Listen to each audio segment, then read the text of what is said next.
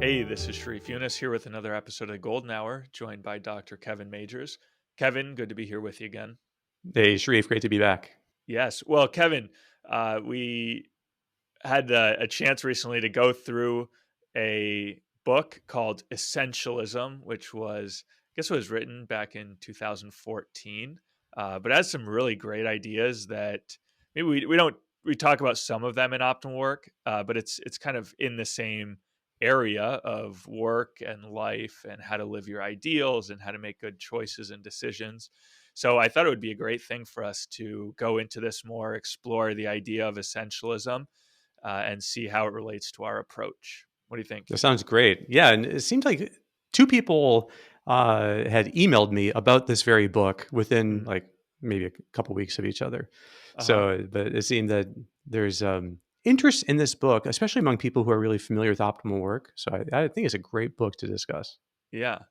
And he quotes Peter Drucker in here, which I thought was a great quote that gives context to what Greg McKeown is talking about in essentialism and why it's so important. So if let me just read Yes, this. I happen to know, Sharif, that this quote had a huge impact on you Yes, uh, I'm when not sure you if it was were. Uh, I'm not sure if it was the exact quote, but this idea. But it yeah, probably was the exact quote. I don't. It was so long ago. I don't exactly remember. exactly. Yeah. Uh, so Peter Drucker says, in a few hundred years, when the history of our time will be written from a long-term perspective, it is likely that the most important event historians will see is not technology, not the internet, not e-commerce.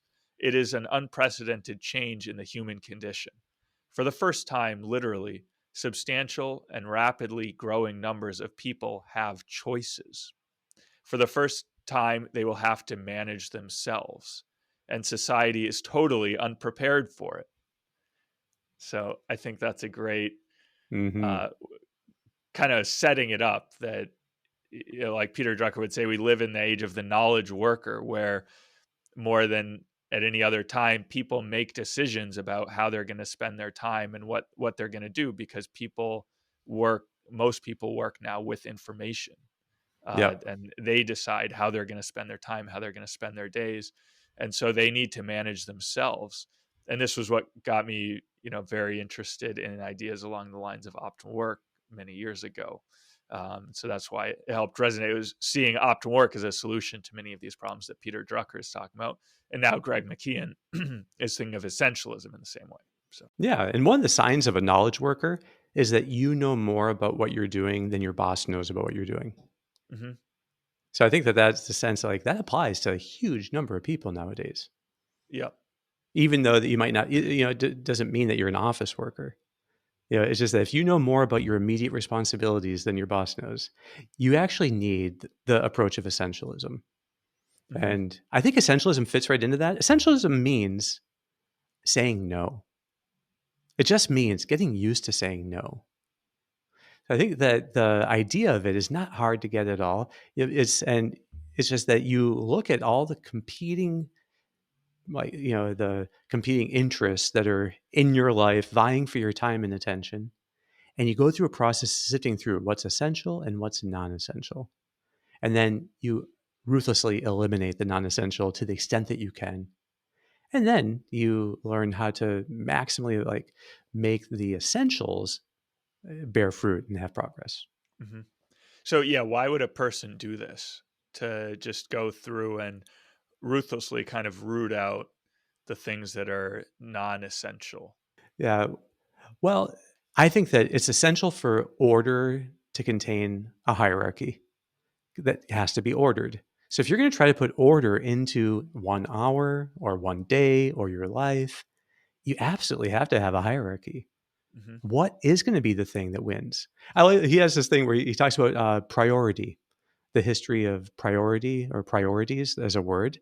Hmm. Well, for the longest centuries of its life, it was only capable of being used in the singular. And it wasn't until the 20th century that you saw, after centuries of use, priorities. Hmm. But to the original people using that word, it wouldn't make sense at all. No, there's one priority. Yeah, and you can't have priorities. The whole definition was there's one thing that matters above all that's essential, and that's the priority. So now you have to actually like emphasize the word "the" by saying "the." Yeah. Say that's the priority. Well, no, that's what the whole word meant. So, and so you can have competing priorities because there's only one of them. I think that's a very helpful thing. What in my life is the priority? That's essentialism in a nutshell. And everyone's life needs it because we have things that are competing for our attention and competing for our time. And so many things will take all the time that we have if we let them. And so we have to get comfortable Mhm. with the word no and thinking all the different ways we can get really good at saying no without feeling guilty. Without feeling like we're doing something wrong, because that's now another deeply the way we're socially connected right now. It's it's really hard for people to actually say no and feel safe. People feel threatened by the word no. That's right. So, and I mean, one of the problems. So, what happens when people say yes too frequently is that people underestimate how long things will take, and they overestimate the amount of time that they'll have available, and so they just see the pros of taking on this new thing, but they don't see the costs and the trade-offs that they'll have to make. Is that kind Exactly. of what's going on? So, And they're setting themselves up in the future to uh always have to say yes. mm, And so, this as a psychiatrist, with the existence of email, I get emailed a lot by people, wanting free psychiatric care by email. And if I say yes to that and start doing it, well, then how do I ever say no? mhm, And then if you say yes to one person, they're like, oh, this was great. Say you give really good advice. I hope I would. yeah, Well, the next thing that's going to happen is they tell 10 people about this. And then I get emails from 10 more people. And so I think there's a trap in saying yes to people too easily. One is you just don't have time to do it, at least eventually, because you're going to become the go-to person who doesn't have boundaries. And so you're going to become the path of least resistance. And that gets, at first, it's kind of nice being needed. But when you're constantly feeling guilty by saying no, there's something wrong. mm, And so this book is all about essentially helping people not feel guilty saying no to the extent that they can. And I'll just always add that because some people might think that their lives just doesn't allow for them to say no. Like they have a boss and they just always have to say yes. I'm sure that's fundamentally not true. But it can certainly feel like that. And in some cases, maybe it approaches that. But in fact, people typically are their own worst enemies, that they make everything essential. And when everything is essential, you get exhausted and burned out because there's no way you can do it all. And so that's why this idea is so brilliant of like, how do you make it so that almost nothing is essential? That's one of the great lines in the book. He says that for the non-essentialist, a person who says yes to everything ends up feeling essential. And they feel, terribly guilty if they don't, say yes. For the essentialist, almost nothing feels essential. That's a great way of distinguishing mhm. them. Just one thing feels essential. The priority is what's essential. Yeah, and now it might be that you can say, "Well, my family is the priority." Okay, well, then that's gonna have multiple members in it, so maybe it doesn't solve the question entirely. I think the spouse would be first and, and then children and then others, but, that could be the subject of debate. What's the exact, order? But the idea here is at least family is, and more generally, bonds.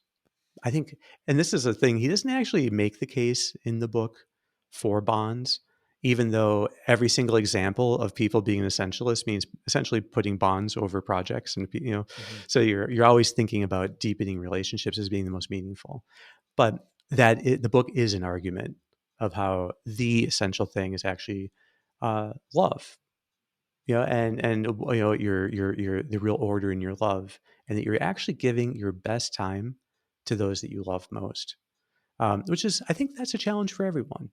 So that all of us have to be reminded of the need to prioritize those that we love the most. mhm.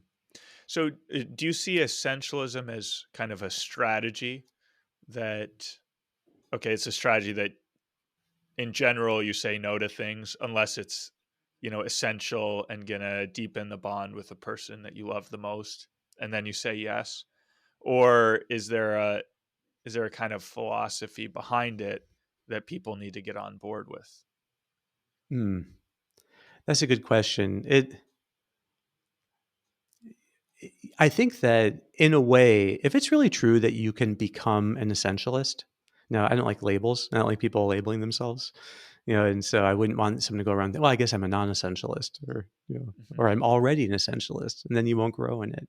So I don't think those are helpful. But insofar as this does become, you can really identify yourself with this. It's more like an ideal, and I don't think it's any different than just the ideal of like the order of love, making sure that what you love is rightly ordered. And so, in that sense, ideals are more going to be like philosophy than strategies, mhm, because there's something that are it's something immaterial, is in some way abstract, but you concretize it by the way you live. And I think that's what good philosophy is. It seems abstract, but it becomes very concrete in the way you live, and that's why it really is about how do you live a good life, and that's what ideals kind of then do. They mhm, inform that. I think that this is much more along that line of that this is something about that is about how do you put ideals first, even though again, he doesn't mhm. necessarily use that word a lot. So it's a kind of thorough look, you could say, at the ideal of order and Exactly. all of its consequences, and then built into that is the strategies then for implementing that are kind of consistent with that ideal in different circumstances. So Yeah, it's so the actually, experience. Yeah. yeah, I Yeah. normally think of order as one of the more boring ideals. And so I'm always hesitant to recommend that people, hey, strive for order. But actually, essentialism makes it very appealing and shows the importance of it. So that's just a deficiency in my own imagination up to this point, Exactly. hopefully. Uh, And the book has so so many anecdotes of what it looks yeah, like yeah. to really be living this. I thought the most poignant little anecdote in the whole book, it might be in an appendix, where he talks about someone was taking who's so sadly his 3-year-old daughter died. And so he had all these pictures because they had traveled all these places with her. And he would notice that in all the pictures, he was focusing on the monument, the place that they were. And she was kind of incidental to the pictures. He didn't actually have that many pictures that were just her in those places. And how sad he felt that, in fact, he had like missed out on what was most essential about each of those moments by focusing on the things around him. No, that's very poignant. I think that's exactly it gets to the heart of you don't want your life to be like that. You don't want it to be like looking back, you realize that the people in your life weren't the primary object of your focus in all your photographs. Hmm. And you'd let these other things, as beautiful as they might have been and impressive as they might have been, kind of had the first place. Yeah, that was a very moving example, very striking, and yeah, it taught me a lesson about, I guess, taking pictures that you want to focus more on the people, not as much on the things, which was always something that I fall into. Um, It's also just how you form memories. Yeah, yeah, that you wanna be able to look back, and remember the people that you were with, not yeah, just the projects that you did.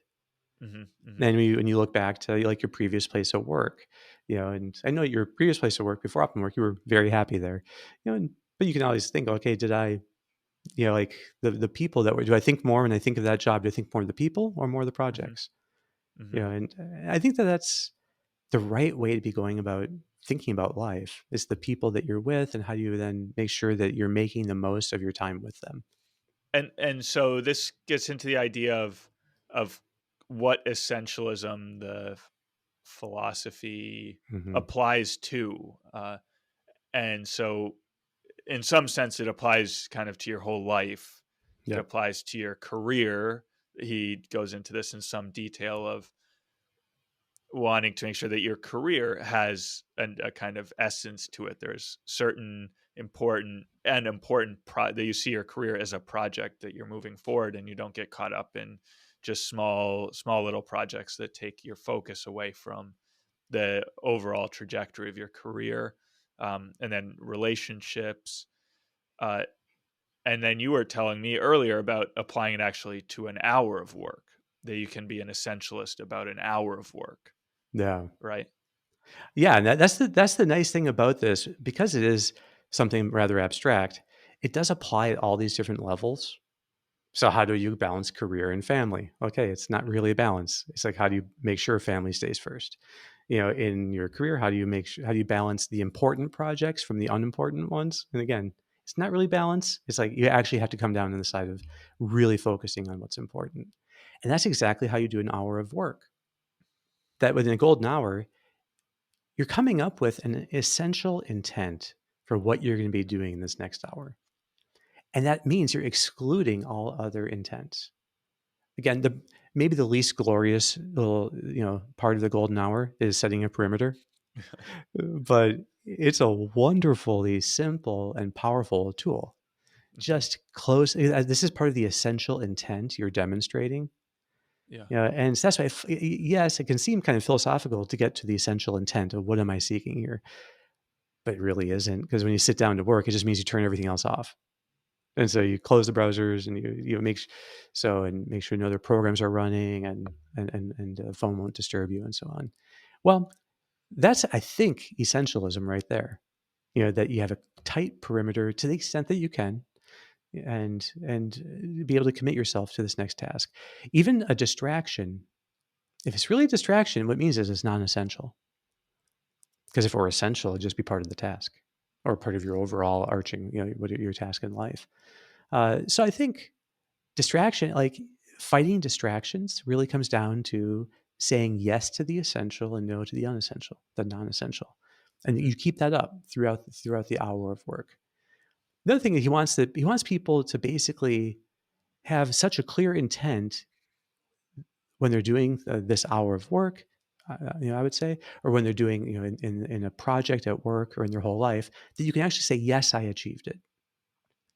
So it's something that you can look at yourself and say, this actually, um, I'm capable of saying it's done, or it's not. So you do have to make it specific enough that, in fact, you can say, okay, now I've done it.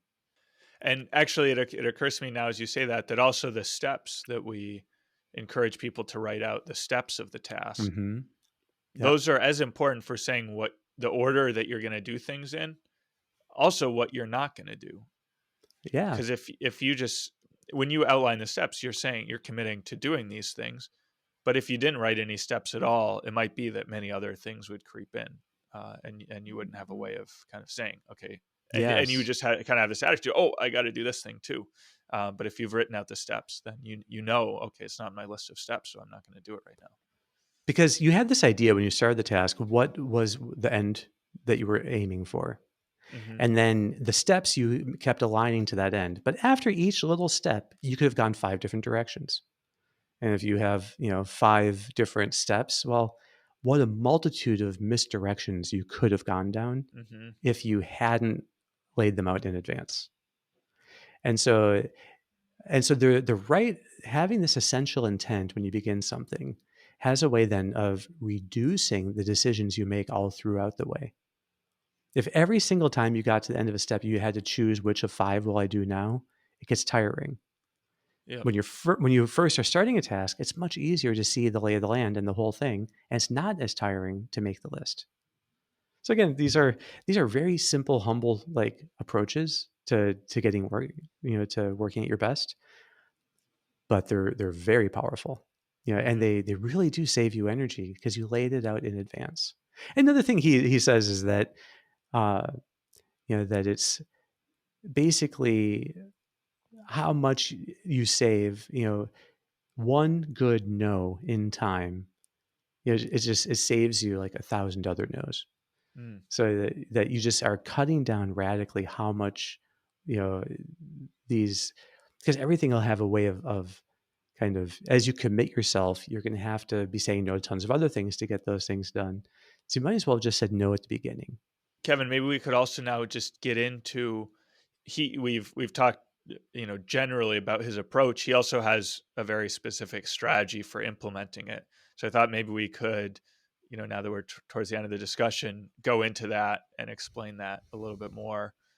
He talks about there being 3 steps to implementing essentialism, which are: 1, explore and evaluate; 2, eliminate; and then 3, execute. So I thought maybe Mhm. we could just talk through those a little bit.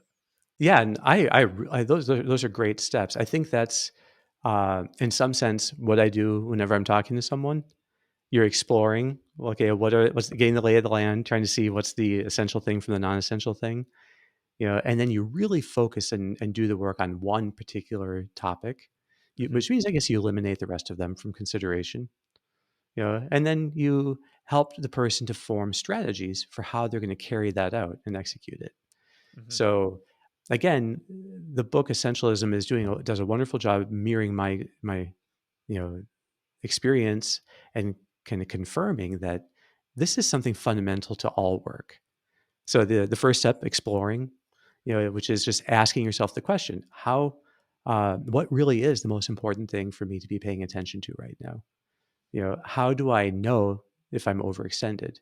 Mm. So I think that most people have um, a sense that they have committed to too much already. Probably most people have that.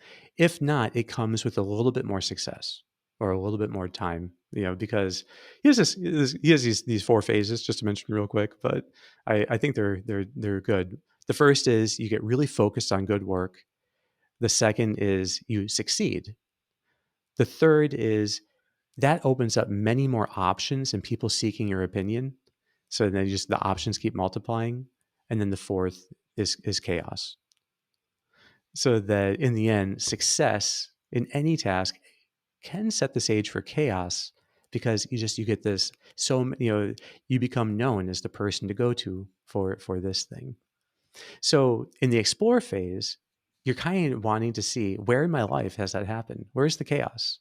It might be Hmm. in very small matters, but there's going to be some area where you have gotten, you became the go-to person for something, and then now you have too much on your plate. And particularly if it's not the most important task or it's not one that you would choose to do, then you have to really think, okay, this might be the candidate for step 2, elimination. And that means either finding a way to say no to incoming things or getting out of things you've already said yes to.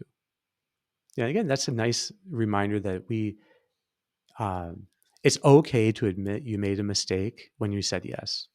He has this great line that admitting you made a mistake is just a sign that you're wiser now than you were before, Uh-huh. which is what you'd hope would be always the case. And so we should have no shame about admitting there was a mistake when we said yes, and then to go back and find a way to get it to no. Hmm. Uh, and he has, but eliminate is all about saying no and cutting things out. And then execute is when you really have found then your most meaningful thing. How do you make the at least minimum viable progress in doing it? Hmm. That nothing is as motivating as making some progress in meaningful work. And so being able to, even if it's the smallest little bit of progress, you need to make progress on what matters most. And so for instance, if your main challenge is the behavior of a child and you're just pulling your hair out, what am I going to do here? Yeah, well, how would you make some small progress in that really important task? And so I think, for instance, you buy a book. I love the book No Drama Discipline, uh, uh, and uh, and also The Whole Brain Child. So, but these are uh, wonderful books. Not to go off on a tangent on those, but you could at least commit yourself to reading something about it. And when you felt okay, that's a real step of progress. You actually get then you get a great deal of motivation and boost of energy from that. Mm. So I think the idea of the execute is you have to find a way to make some minimum progress in it, Hmm. and so that you're really advancing whatever is the most important thing in your life. Yeah. Great, great. Well, Kevin, maybe for my final question, do you see this making it into a question on the inventory. Uh, Mm. I say no to things or something of that nature. Yeah, it's probably contained in some way, in a number of other ones, Hmm. where we're talking about setting challenges in work and ideals bringing out our best work. Um, if our work is really guided by ideals, I think this would tend to always be happening along the way. Hmm. So I think that it tends to be that when we're just doing things because we have to, and that spreads in our life. Well, that's when ideals are guiding work, you're doing it because you want to be growing in different ways. I think then you end up doing it because you want to. That's a very important distinction, between I have to do this or I want to do it. So, so people really get into the depths of the question on the inventory about my about ideals in their work. Hopefully, that would be addressing it. But I don't know. This is one of the books closest, I think, in philosophy to optimum work that I've come across, and the author just seems like a genuinely you know great person and he's thought very carefully about all these issues. So Yeah. I highly recommend the book. Awesome. Well, yeah, it's been super interesting to read through it, and great to be talking with you about it, Kevin. All right, Sharif, thank you very much. Cool. We'll be back next week.